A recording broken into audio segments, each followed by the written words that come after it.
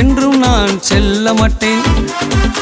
அன்பான தெய்வ பிள்ளைகளே, உங்கள் யாவரையும் மீண்டும் உங்களுக்கான உங்களுடைய நேரங்களில் உங்களை சந்திப்பதற்கு நான் மிக்க மகிழ்ச்சி அடைகிறேன், சந்தோஷமாக இருக்கிறேன். நீங்க சந்தோஷமா இருக்கிறீங்களா?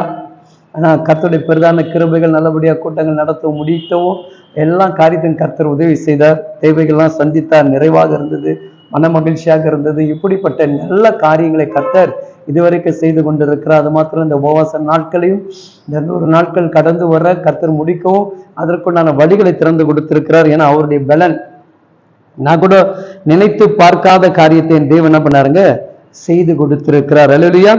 ஒருவேளை நம்மளால இதெல்லாம் முடியுமா, இதெல்லாம் செய்ய முடியுமா என்று சிந்தித்த நாட்கள் உண்டு. ஆனால் தேவன் சொல்லுகிறார், நீ சிந்திக்காதை செயல்படுத்துகிற நான் என்று சொல்லி எக்ஸ்ட்ரா வருஷந்தோறும் 60 நாள் உபவாசம் எடுப்போம், 23 நாள் எக்ஸ்ட்ரா எடு என்று ஆண்டவர் சொன்னார்.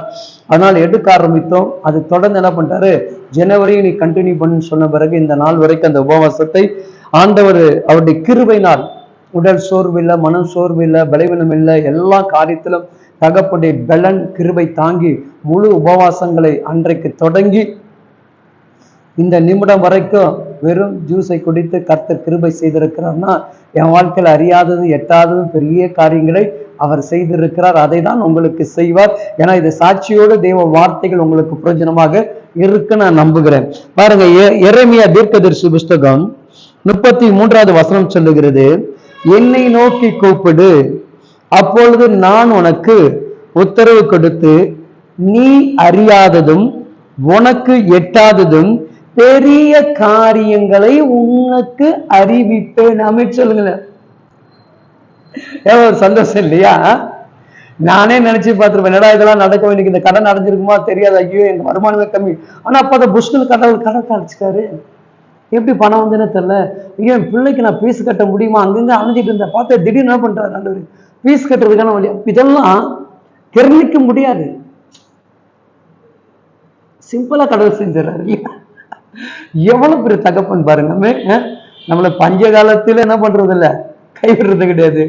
கொரோனா பீரியட்ல நம்மளை கைவிடப்படுவதில்லை. மழைக்காலங்கள் இது வரும்போது நம்மளை கைவிடுவதில்லை. நம்முடைய வீட்டுக்குள்ள ஆகாரங்கள் குறையாதபடி கர்த்தர் பெரிய காரியங்களை செய்துகிட்டே இருக்கிறாரு. வேலை இல்லாத நேரத்தில் நம் குடும்பத்தை போஷித்து இருக்கிறாரு. நம்மளுக்கு வருமானம் இல்லாத காலத்துல நம்முடைய வாழ்க்கையை நேர்த்தியாக அவர் நடத்திருக்கிறதெல்லாம் எண்ணி பார்த்தா அது அவரால் தான் செய்ய முடியும்.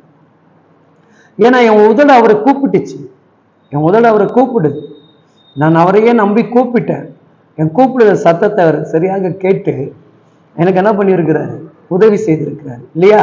அப்படிதானே? உங்க வாழ்க்கைக்கு அவ்வளவு பெரிய உதவி செய்திருக்கிறார் இல்லையா? அப்ப நம்ம எங்க பயப்படணும், எதுக்காக பயப்படணும்?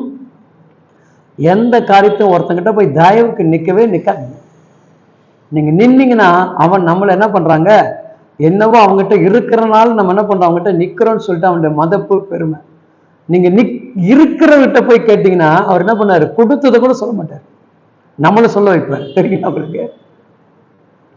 மற்றவன் கொடுத்தானா அவன் ஊரெல்லாம் டமர் அடிப்பான், நான் இதை கொடுத்தேன், அதை வாங்கி கொடுத்தேன், டிவி வாங்கி கொடுத்தேன், காரை வாங்கி கொடுத்தேன், பைக்கை வாங்கி கொடுத்தேன், ட்ரெஸ் வாங்கி கொடுத்தேன், அதை லைட்டை வாங்கி கொடுத்தேன், ஃபேனை வாங்கி கொடுத்தேன், இதை வாங்கி கொடுத்தேன், அப்படி இப்படி என்ன பண்ண டமர் அடிப்பான்.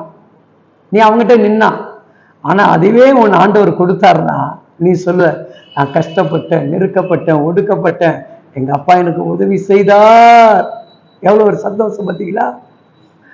அந்த காரியத்தை தான் கர்த்தர் இந்த ஆண்டுல உங்கள் ஒவ்வொருவருக்கும் அவர் செய்து கொடுப்பார். நான் விசுவாசிக்கிறேன், நிச்சயமா நடக்கிறது. தீர்க்கதரிசி வார்த்தையா உங்களுக்கு சொல்லுங்க, உங்க வாழ்க்கையில நீங்கள் பார்க்க முடியாத அற்புதத்தை பார்ப்பீங்க, எதிர்பாராத நன்மைகளை பார்ப்பீங்க. ஒருவேளை அவங்க இருக்கிறனால ஒரு மாதிரி உங்களை நடத்திருக்கலாம், அவங்களை காட்டின உங்களை மேன்மையா நடத்துவார். எழுதி வைத்துக் கொள்ளுங்கள். எந்த இடத்துல உங்களை அவமானமாக பார்த்தார்கள் அவர்களுக்கு முன்னாடி உங்க தலைகள் வைத்தப்பட, இது இயேசு கிறிஸ்து நாமத்தில் தீர்க்கதரிசிய வார்த்தையை உங்களுக்கு சொல்லுகிறது. இது நிச்சயமாக நிறைவேற்றுவார், செய்வார். நான் வேதம் அப்படிதான் சொல்லுகிறது, நீ அறியாததும் உனக்கு எட்டாததும் பெரிய காரியங்களை செய்வார். அவங்க கூட நினைச்சு பார்த்திருக்க மாட்டாங்க, உன் வாழ்க்கை இப்படி மாறி இருக்குமா, இப்படி நடந்திருக்குமா என்று அவங்களுக்கு கூட தெரியாது. ஆனா ஆண்டவர் எல்லாவற்றையும் நேர்த்தியாக நேரத்தில் சரியாக அவர் செய்து கொடுப்பார். இன்றைக்கு அதை தான் செய்வார். சரிங்களா? ஜெபிப்போமா? பெரிய காரியத்தை எதிர்பார்க்கிறீங்களா? உங்க கூட இருக்கிற மிகவும் பெரியவர். பயப்படவே பயப்படாதீங்க, சந்தோஷமா சிரிச்ச முகத்தோடு என்னோட கூட சேர்ந்து ஜெபிங்களேன். ஏசு சுவாமி, இதோ இந்த பிள்ளைகளுக்கு நீங்க வாக்கு கொடுத்திருக்கிறீங்க, தீர்க்கதரிசி வார்த்தைகளாக சொல்லி இருக்கிறீங்க. இந்த பிள்ளைகளுடைய வாழ்க்கையில் அறியாததும் எட்டாததும் பெரிய காரியத்தை செய்யுங்க. நீங்க எதிர்பார்த்து நடக்காத காரியங்கள் நடந்து முடிப்பதாக. திருமண காரியங்கள் நடக்கட்டும், குழந்தை பாக்கியங்கள் திறக்கப்படட்டும், கர்ப்பத்தின் கனிகள் திறக்கப்படட்டும், படிக்க முடியாத பிள்ளைகள் படிக்கட்டும், வேலை இல்லாத பிள்ளைகளுக்கு வேலை கிடைக்கட்டும், எழுந்து நடக்க முடியாதவர்கள் நடக்கட்டும், பேச முடியாதவர்கள் பேசட்டும், காது கேட்காதவர்கள் கேட்கட்டும். இன்றைக்கு எவையெல்லாம் அவர்களால் முடியாது என்று சொல்லிக் கொண்டிருக்கிறார்கள், முடித்து கொடுக்கக்கூடிய தேவன் கூட இருந்து நேர்த்தியாக எல்லா காரியத்திலும் அவர்களுக்கு முடித்து கொடுத்து அவர்களை ஆசீர்வதிக்க வேண்டும் என்று சொல்லிக்கிறேன். அப்படியே என் சாமி செய்வதற்காக நன்றி. ஆமென். ஆண்டவர் உங்களோடு இருந்து பெரிய காரியங்கள் செய்வார். பயப்படாதீங்க. கர்த்தருடைய கிருபை உங்களை சொல்லுங்கள். ஆமென். God bless you.